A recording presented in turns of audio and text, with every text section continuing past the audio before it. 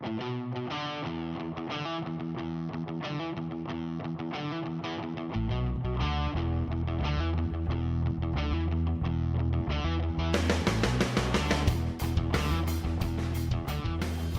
the first winner of the Slow Home Award in Los Angeles was Cherokee Studio. Yeah, and that was a great project to go and visit. It was one that we were really excited about seeing, and I think that when we were there was a lot more stuff about it that was more interesting than what we found when we were looking at it on the website. Yeah, although even on the website it looked pretty cool. It did look good. That's right. Well, and it did really well on the Slow Home test. 18. Otherwise, I guess it wouldn't actually be here. We wouldn't be talking about it today. But with a walk score at 94 in Los Angeles, I mean, it is West Hollywood, but it's that's pretty good. Yeah. And then, of course, we've got Unit 5, which is the unit that was reviewed for the for the project, and is the one that was selected and got the score out of 18 out of 20. And I really like this unit as well. Well, it's really well organized. It's just so simple. It is simple. There's hardly, there's not.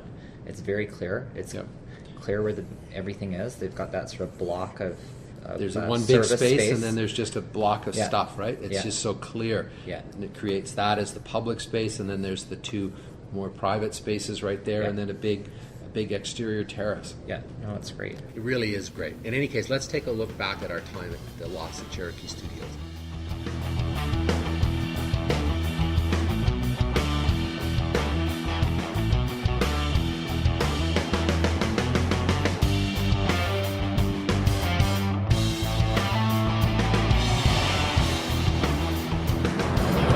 We're standing in front of the Lofts at Cherokee Studios on Fairfax between Melrose, just a little north of Melrose in Los Angeles. We're just waiting for Larry Scarpa, the architect of the project, of Pugh Scarpa Architects, to have a little chat with him and for him to show us the project. You can see it behind us right here. It's a really beautiful building, and it's a pretty tough site. You can tell from the noise and going on. There's a lot happening.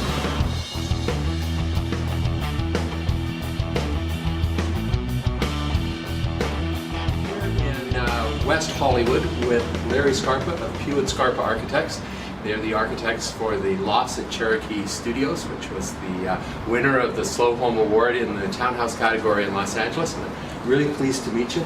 Likewise. It's great, and it's a beautiful project. So tell me a little bit about the project from your point of view. Well, it's a mixed-use project. It's 12 units of live-work housing. It's got some commercial on the ground floor. It's in a great neighborhood.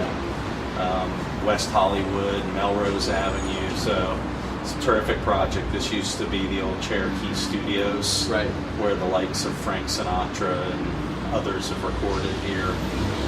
We were approached by someone I had known who worked in the environmental division at Santa Monica and left and started his own development company, and that's how I got involved.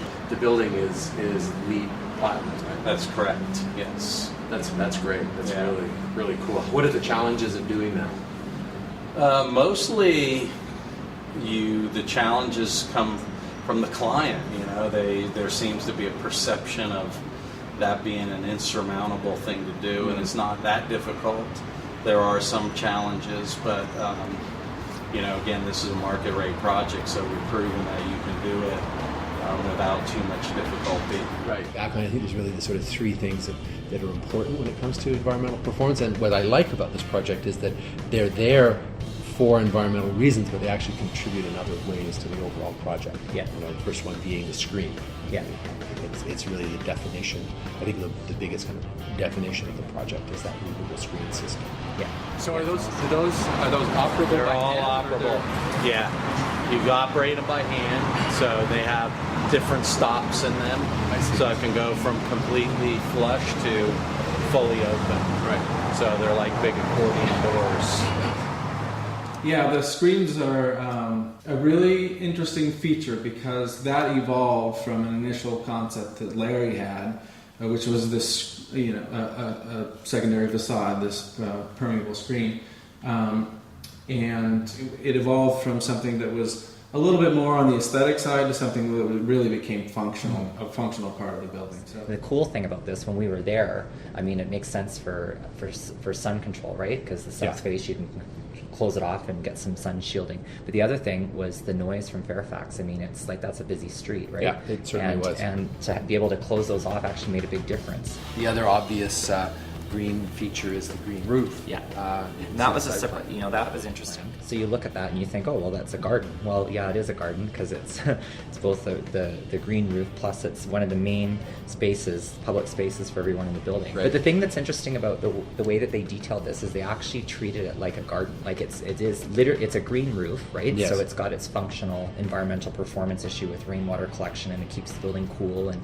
all that sort of stuff. But they actually designed it like a garden. That's right. So it's actually planted and you can kind of walk around it. Yeah, with two terraces, and it's really meant for people to go up there, and it's I think that's a really great idea that they actually put that level of detail into it. That was the most interesting component of the kind of green agenda was the way in which the building was massed. And Yeah. They looking at this building section, just so that everybody's organized. There's the street, and then we've got one set of units there, another set of units there, and then that common front Arcade commercial and retail and parking. So we got commercial on the front as well, so it's mixed use, which is really great. And then what we're just talking about is this, that space in the middle, and as the architect describes, that's there so that you get ventilation through the building, both sides, and you get natural light. Yeah.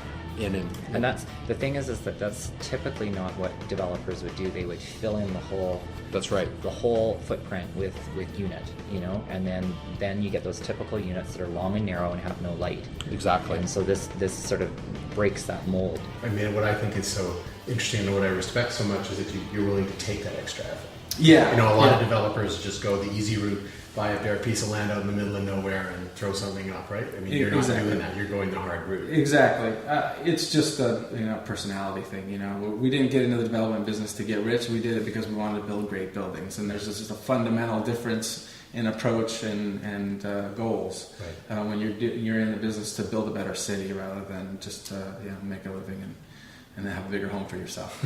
What your philosophy is and the way you've done all this is very much in accordance with the philosophy of our site and the community of people. That's why you were nominated and why we're standing here today. So, I mean, I think I mentioned in an email to you that I was proud to get to be honored for that reason, because it's about the substance of what we've done here and not just about the appearance. Right.